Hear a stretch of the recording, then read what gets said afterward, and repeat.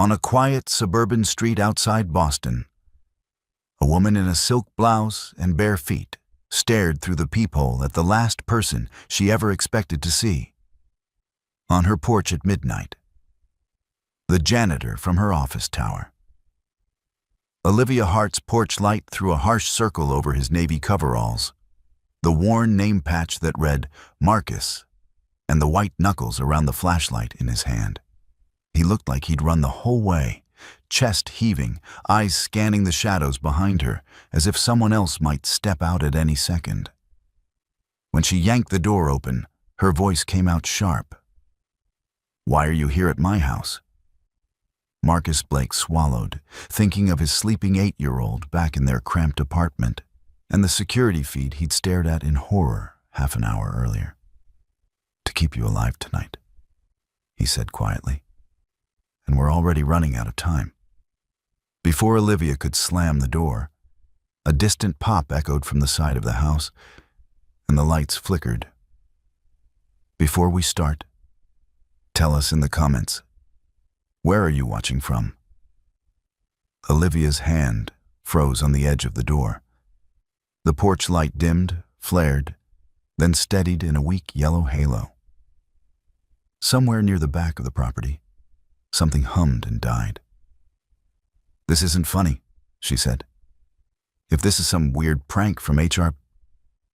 The man on her step shook his head. Up close, she recognized him now. The night janitor from the Hartwell Media Tower. Navy coveralls, worn name patch, Marcus. Sweat shone at his hairline despite the chill. "Ms. Hart, I mop the floors on 32, he said. "I see everything that gets left behind after you all go home."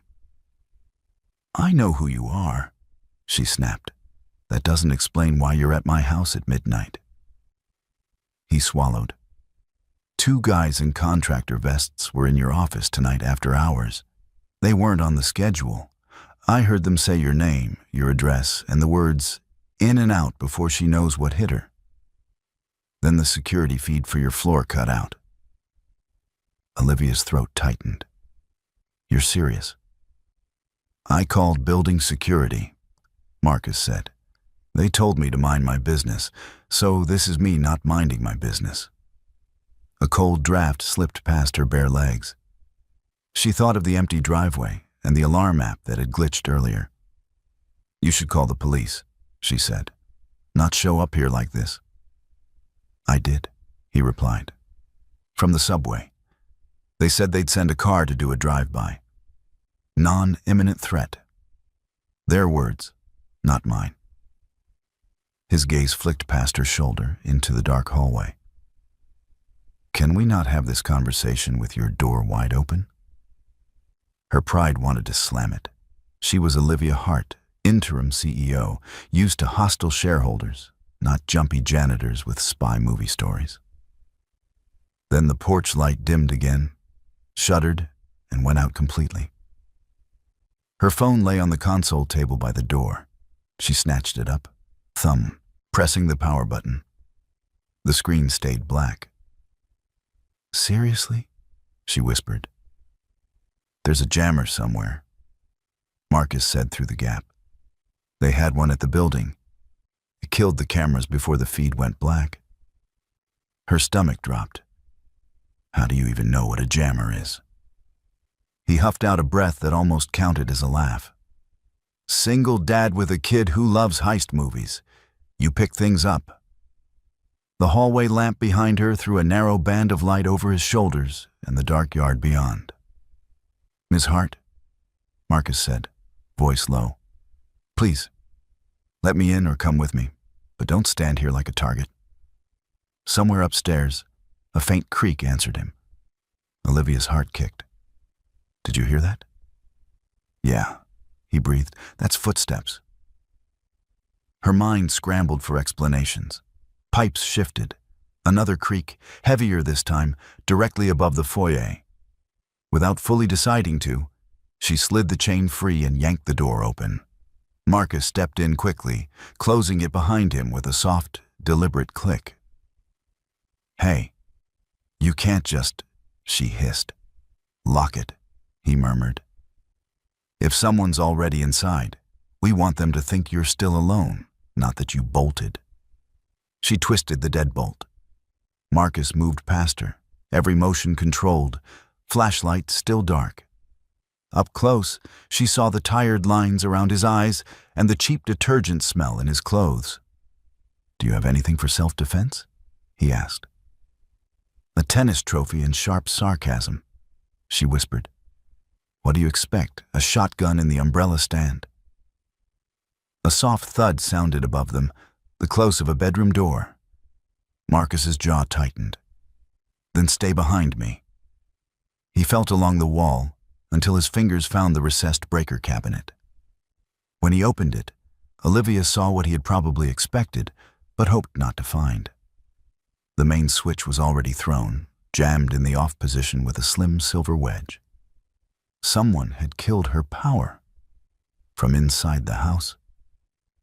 Olivia stared at the slim wedge in the breaker, a chill crawling up her spine. "So someone had to be down here," she whispered. "In my house." Marcus eased the metal door shut. "Yeah, and they wanted this place dark before you noticed." He moved like he'd done this 100 times. Olivia's brain, still trying to file him under quiet guy with a mop, couldn't keep up. "Kitchen," he murmured. "You'll feel better with something in your hand." "I am not arming myself with a spatula," she hissed, but followed.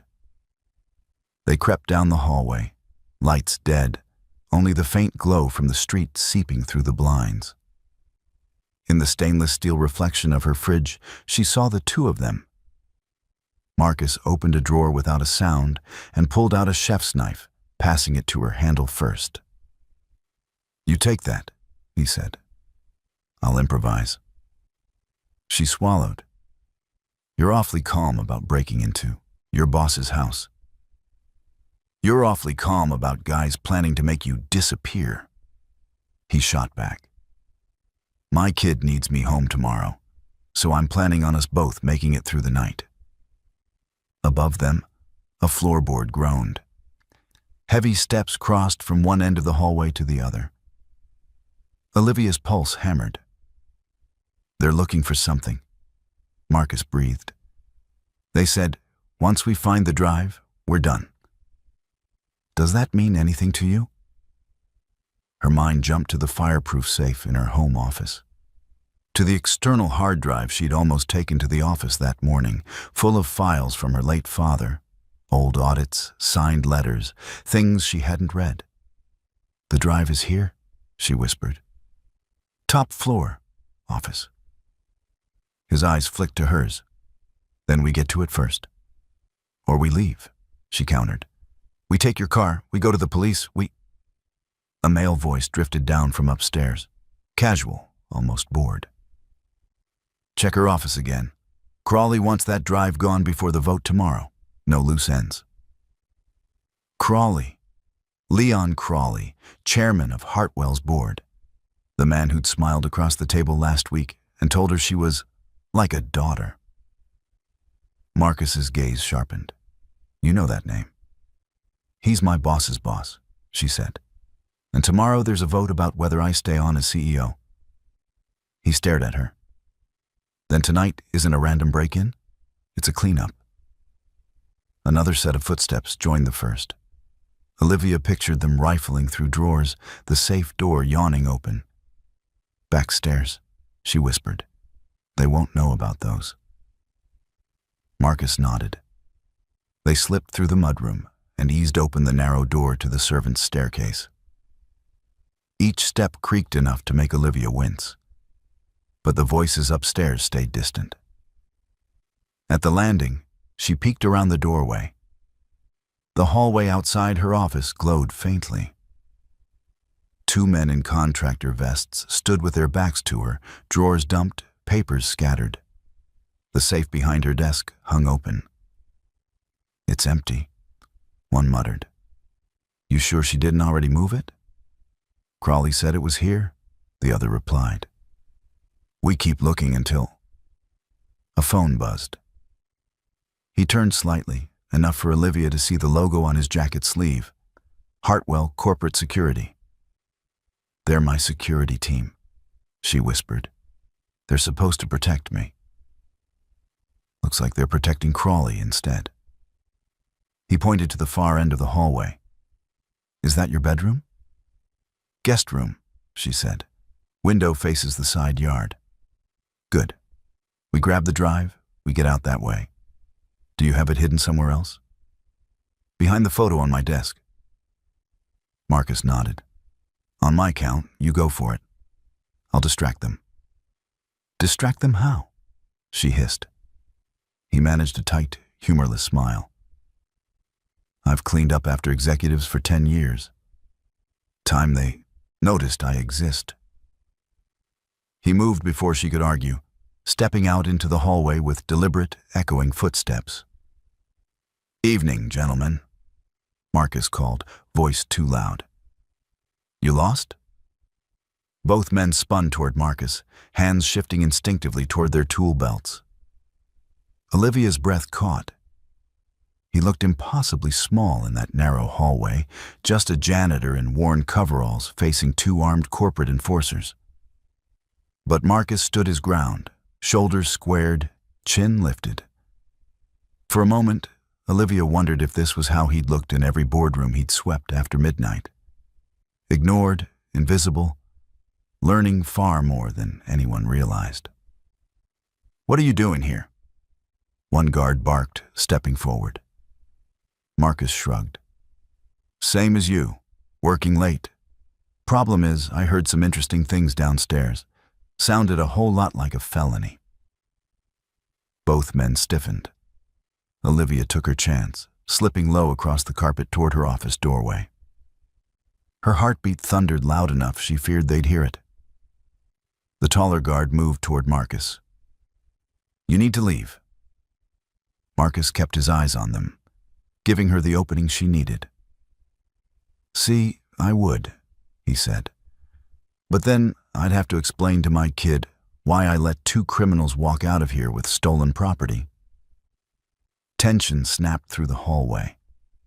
The shorter guard lunged first, grabbing Marcus by the front of his coveralls. Olivia's fingers slid behind the framed photograph of her and her father.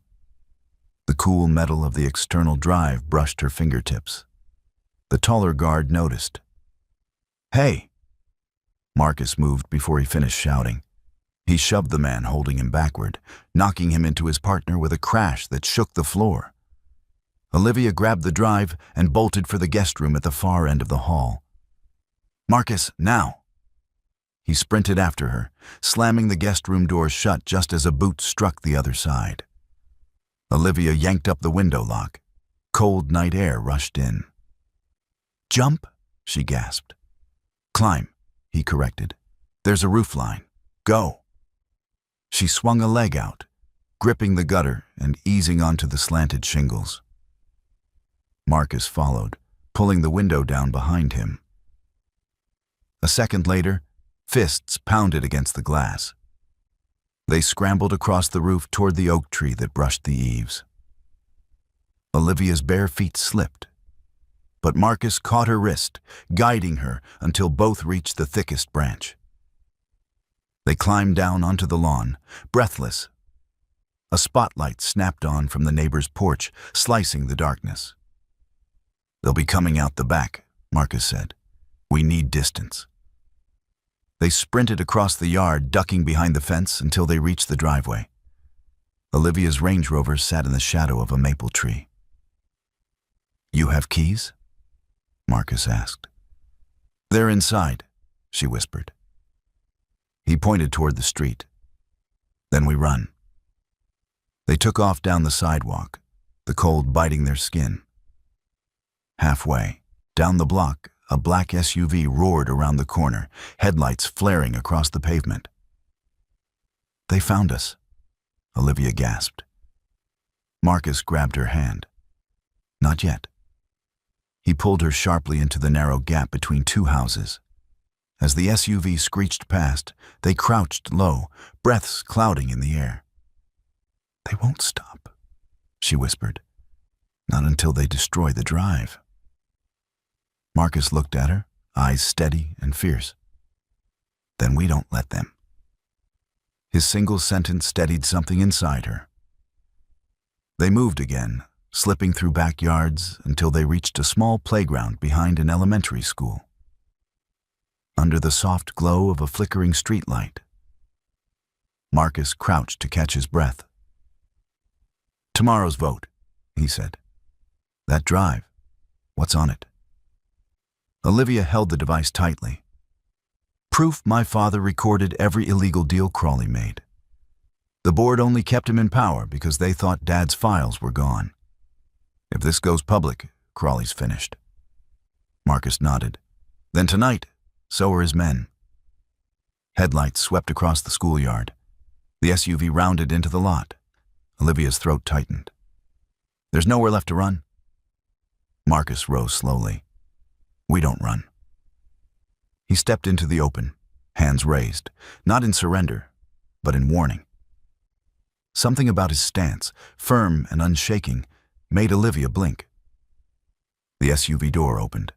The guard stepped out, only to freeze as a second pair of headlights illuminated the lot. Police cruisers, 3 of them. Marcus exhaled, relief flickering across his face. "You called them again?" Olivia whispered. "No," he said. "They must have traced the earlier call." The guards bolted, but the officers were faster. Within seconds, the men were on the ground, hands behind their backs. An officer approached Olivia. "Ma'am, are you all right?" She nodded, voice trembling. "Thanks to him." She pointed to Marcus. The officer turned. "Sir, you saved her life tonight." Marcus shook his head. "Just did what anyone should." Olivia stepped closer, eyes softening as dawn's first light touched the playground. "Not anyone, Marcus. You." He finally allowed himself a small smile. For the first time, Olivia felt safe. Not because her house was guarded, but because someone who cared had stood between her and danger. And as she held the drive that could change everything, she knew she wouldn't face the coming storm alone.